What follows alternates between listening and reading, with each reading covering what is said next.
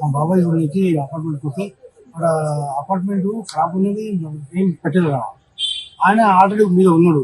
నేను లోపలికి వెళ్ళిన మా భార్య ఒక కాలు పెట్టి వచ్చేటప్పుడు ఆయన లిఫ్ట్ చాలు చేసి పైకి వెళ్ళి లిఫ్ట్ చాలు చేసి మా లిఫ్ట్ గోడ మధ్యలో ఇరుకొని అయినా ఆడ పోతే ఏ బోర్డు పెట్టలే, ఏ రేట్ మార్కెట్ పెట్టలే.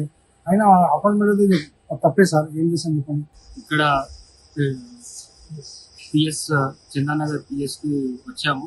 ఎవరు పట్టించుకుంటలేరు. ఎలాగైనా న్యాయం జరగాలని సిఐ సార్, ఎస్ఐ మేడం ఎవరు పట్టించుకుంటలేరు. మధ్యాహ్నం నుంచి ఇక్కడనే ఉన్నాము.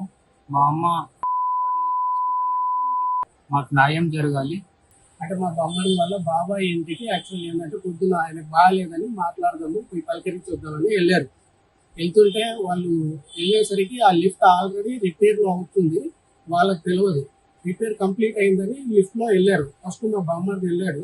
దాని తర్వాత ఆయన ఇన్సైడ్ వెళ్ళందాడే, తర్వాత వాళ్ళ భార్య వెళ్ళందాడే ఆ సగానికి డోర్ క్లోజ్ అయిపోయింది.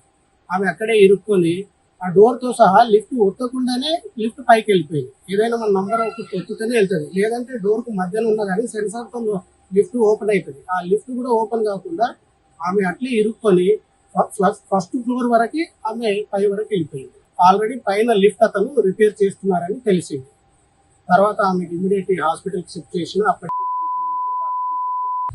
మధ్యాహ్నం పోలీస్ స్టేషన్ దగ్గరికి వచ్చి కంప్లైంట్ చేస్తే మధ్యాహ్నం నుంచి ఇప్పుడు వరకు, అంటే ఇప్పుడు దాదాపు 9-9:30 అవుతుంది, ఇప్పుడు వరకు ఎవ్వరూ న్యాయం చేయట్లేదు. పోలీస్ వాళ్ళు ఎవరు పట్టించుకోవట్లేదు, ప్లస్ వాళ్ళు అపార్ట్మెంట్కి సంబంధించిన వాళ్ళు కూడా ఎవ్వరు పట్టించుకోవట్లేదు. వాళ్ళు కూడా ఏం రెస్పాండ్ అవ్వట్లేదు. వాళ్ళకి ఎట్లా న్యాయం చేయాలి? పోలీస్ వాళ్ళు పట్టించుకోవట్లేదు, అటు అపార్ట్మెంట్ వాళ్ళు కూడా సేమ్ అదే విధంగా బిహేవియర్ చేస్తున్నారు. సో దీనికి న్యాయం చేయాలని వాళ్ళు కోరుకుంటున్నారు. మధ్యాహ్నం నుంచి వాళ్ళు ఇక్కడ నానా రకంగా వాళ్ళిద్దరు ఫ్యామిలీ మొత్తం ఇబ్బంది పడుతుంది. సో వాళ్ళకి న్యాయం చేయాలని మేము అందరం కోరుకుంటున్నాం.